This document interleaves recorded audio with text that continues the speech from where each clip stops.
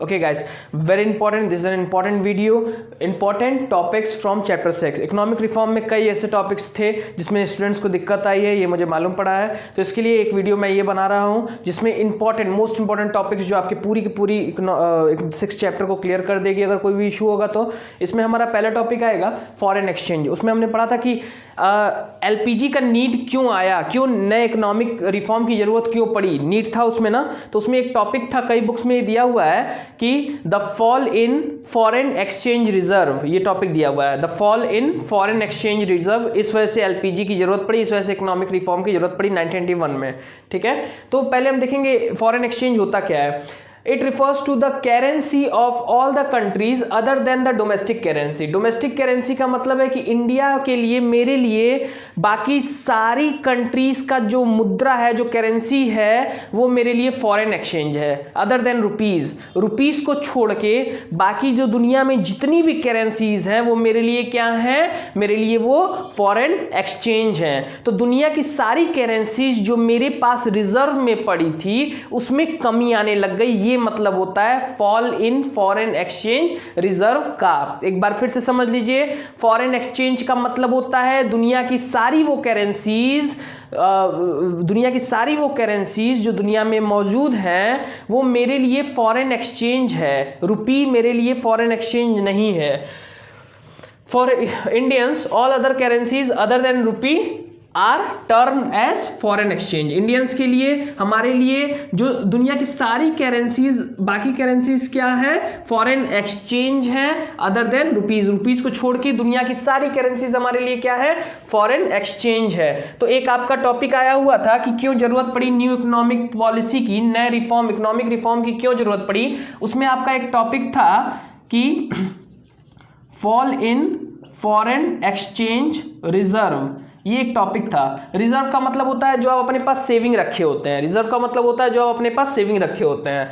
तो foreign exchange, जो दुनिया भर की करेंसी हमारे पास सेविंग के तौर पे पड़ी थी, उसमें जब गिरावट आने लगी, वो जब हमारे पास से खत्म होने लग गया, तो उसलिए हमें जरूरत पड़ी न्यू इकोनॉमिक पॉलिसी का। ये होता है आपका फॉरेन एक्सचेंज और फॉरेन एक्सचेंज रिजर्व। ठीक है, जब आप दुनिया भर की करेंसीज को अपने पास सेव करते हैं, रिजर्व करते हैं, तो उसको हम कहते हैं foreign exchange reserve, other than rupees, rupees को नहीं।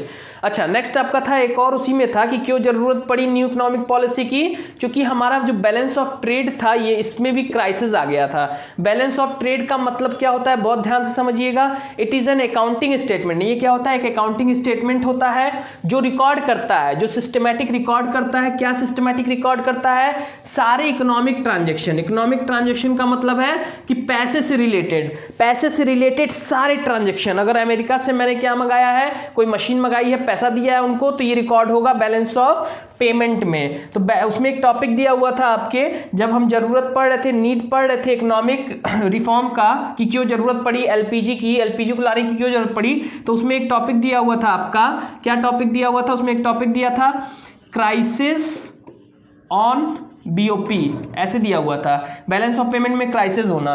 इसका क्या मतलब है कि जो भी इकोनॉमिक ट्रांजैक्शन होता था उसमें क्या शोक हो रहा था, बहुत ज्यादा उसमें गिरावट दर्ज हो रही थी, इसलिए हमको जरूरत पड़ी किसकी, न्यू इकोनॉमिक पॉलिसी की। तो बैलेंस ऑफ पेमेंट का क्या मतलब है कि वो सारे ट्रांजेक्शन्स, वो सारे इकोनॉमिक ट्रांजेक्शन्स, पैसे से रिलेटेड, अगर अमेरिका मुझे कुछ गिफ्ट दे रहा है तो वो नहीं रिकॉर्ड होगा। वो सारे इकोनॉमिक ट्रांजेक्शन, पैसे से रिलेशन के वो सारे ट्रांजेक्शन जो कि रेसिडेंस जो कि हो रहे हैं बिटवीन किसके बीच में, रेसिडेंस ऑफ द कंट्री, यानी कि मैं जिस कंट्री में मैं रह रहा हूं, with rest of the world, दुनिया के किसी भी लोगों से। अगर लंदन में मेरी मौसी रह रही है, मान लीजिए, वो मुझे कुछ गिफ्ट भेजती हैं, तो वो इकोनॉमिक ट्रांजैक्शन नहीं होगा, वो यूनिलैटरल ट्रांजैक्शन उसे कहते हैं। मतलब एक तरफ से, उनकी तरफ से बस गिफ्ट आ रहा है ना, यूनि मतलब वन, यूनिलैटरल ट्रांजैक्शन होगा, वो इकोनॉमिक ट्रांजैक्शन नहीं होगा। इकोनॉमिक ट्रांजैक्शन का मतलब मैंने कुछ उन्हें दिया, उसके बदले में उन्होंने मुझे पैसे दिया, ये होता है इकोनॉमिक ट्रांजैक्शन। ठीक है, तो बीओपी का ये आ गया आपका। बीओपी का बैलेंस ऑफ ट्रेड क्या होता है, बीओपी जब आप अभी आगे आप पढ़ेंगे कि बीओपी का पूरा पार्ट पढ़ेंगे, बीओपी का ही एक पार्ट है balance of trade. Balance of payment का एक पार्ट है balance of trade. Balance of trade का मतलब क्या होता है कि ये, इसका मतलब होता है बैलेंस ऑफ ट्रेड का मतलब कि विजिबल आइटम, जो दिखने वाले आइटम हैं, जो आपने क्या किया है, एक्सपोर्ट किया है या इंपोर्ट किया है। एक्सपोर्ट माइनस इंपोर्ट इसका फॉर्मूला होता है।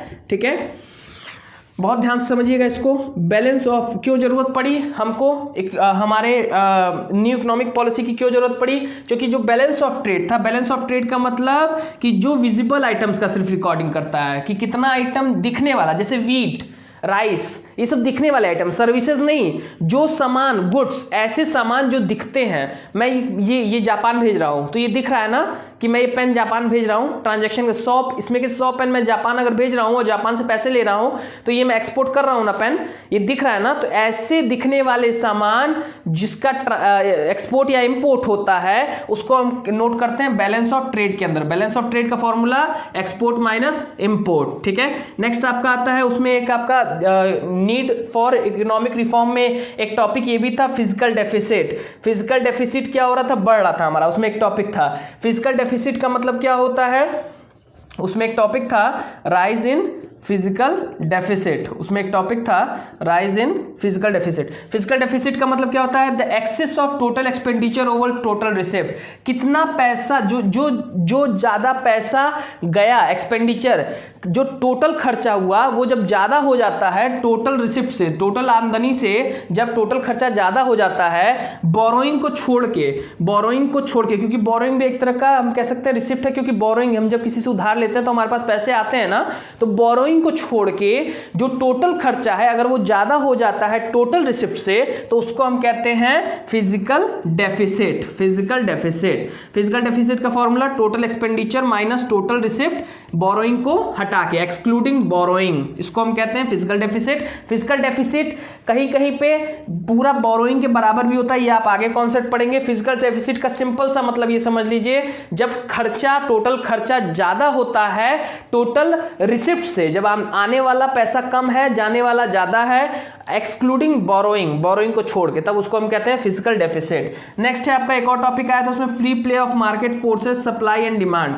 Free play of market forces of supply and demand, ये मैंने बता चुका है कि जब प्राइवेट सेक्टर आया, पिछला चैप्टर 6 में ये टॉपिक था, चैप्टर 6 में कई जगह ये यूज हुआ है, free play of market forces of supply and demand. किसी भी चीज को प्राइस सेट करने के लिए जब प्राइवेट सेक्टर आया हमारे इंडिया में, जब एलपीजी की पॉलिसी लागू की गई तो कई प्रोडक्ट्स पे मार्केट के ऊपर उसका प्राइस छोड़ दिया गया। पहले क्या होता था, एलपीजी से 1991 की पॉलिसी से पहले क्या होता था कि किसी भी चीज का प्राइस सरकार डिसाइड करती थी, गवर्नमेंट डिसाइड करती थी, चाहे उसको प्राइवेट सेक्टर बनाया हो चाहे कोई बनाया हो, वो ज्यादा से ज्यादा प्रॉफिट कमाने पर ध्यान नहीं देती थी, ज्यादा से ज्यादा सोशल वेलफेयर पर ध्यान देती थी कि सामान का प्राइस कम से कम हो ताकि लोग उसको अच्छे से खरीद पाए, ठीक है, उनको कोई प्रॉब्लम ना हो लोगों को। लेकिन अब 1991 आने के बाद क्या पॉलिसी यूज करने लग गई सरकार, कुछ चीजों में, कुछ सामानों में free play of market forces और सप्लाई एंड डिमांड, कि किस तरह की उसकी, उस सामान की किस तरह की मार्केट में सप्लाई है, किस तरह की उसकी डिमांड है, उसके बेसिस पे प्राइस को फिक्स करना उस सामान के। अगर उसकी सप्लाई ज्यादा है, डिमांड कम है तो उसकी प्राइस क्या रहेगी, कम रहेगी। अगर उस चीज की सप्लाई कम है, उस चीज की सप्लाई कम है और डिमांड ज्यादा है तो उसकी प्राइस क्या रहेगी, हाई रहेगी। तो जब डिमांड और सप्लाई के बेसिस पे किसी चीज का प्राइस सेट किया जाता है या सेट होता है तब उसको बोलते हैं हम free play of market forces of supply and demand. Next आता है डोंट कंफ्यूज, ये एक टॉपिक था उसमें चैप्टर नंबर 6 में, don't confuse liberalisation with a laissez faire system. ये एक ऐसा सिस्टम है जहां पे सरकार कोई भी इंटरफेरेंस नहीं करती है प्राइवेट सेक्टर के कामकाज में। प्राइवेट सेक्टर जो भी प्रॉफिट अर्न करना चाहता है वो अर्न करवाती है, और कुछ भी अगर प्राइवेट सेक्टर चीज़ों का प्रोडक्शन करता है तो वो भी क्या करना चाहती है, वो करवाती है गवर्नमेंट कोई भी इंटरफेरेंस नहीं करती है इस तरीके के सिस्टम में। सारा रिसोर्सेस प्राइवेट सेक्टर के हाथ में होता है। प्राइवेट सेक्टर मेडिसिन का जो चाहे दाम ले सकती हैं, जो चाहे दाम सेट कर सकती हैं।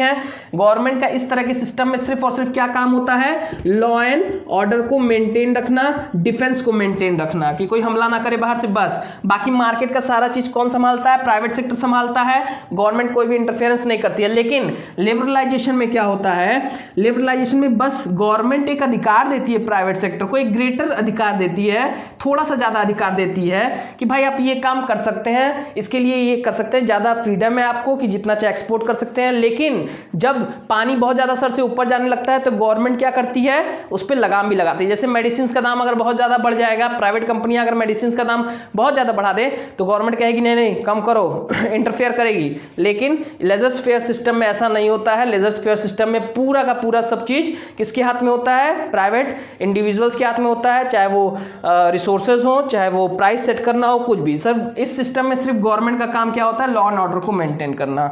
नेक्स्ट आपका है वर्ल्ड ट्रेड ऑर्गेनाइजेशन। इससे हम लोग सभी लोग भली भांति जो है हम लोग जानते हैं क्या होता है World Trade Organization. World Trade Organization एक ऐसी ऑर्गेनाइजेशन है जो क्या करती है, जो आज की दुनिया में अगर कोई भी ग्लोबलाइजेशन है आज की दुनिया, मतलब कि पूरे ग्लोब से बिजनेस होता है, पूरे कंट्री टू कंट्री से बिजनेस होता है, एक कंट्री दूसरे कंट्री से बिजनेस करती है, तो इसमें कई तरह के एग्रीमेंट करवाती है वर्ल्ड ट्रेड ऑर्गेनाइजेशन। अगर कोई दिक्कत आती है कंट्रीज के बीच में, कोई डिस्प्यूट होता है, कोई कॉन्फ्लिक्ट होता है, कोई लड़ाई होती है, तो उसको सॉल्व कराने की कोशिश करती है। अगर ये एज बाइलेटरल और मल्टीलेटरल का भी काम करती है, तो वर्ल्ड ट्रेड ऑर्गेनाइजेशन एक बार आप लोग अपने खुद से देख लीजिएगा, बहुत ही ईजी है।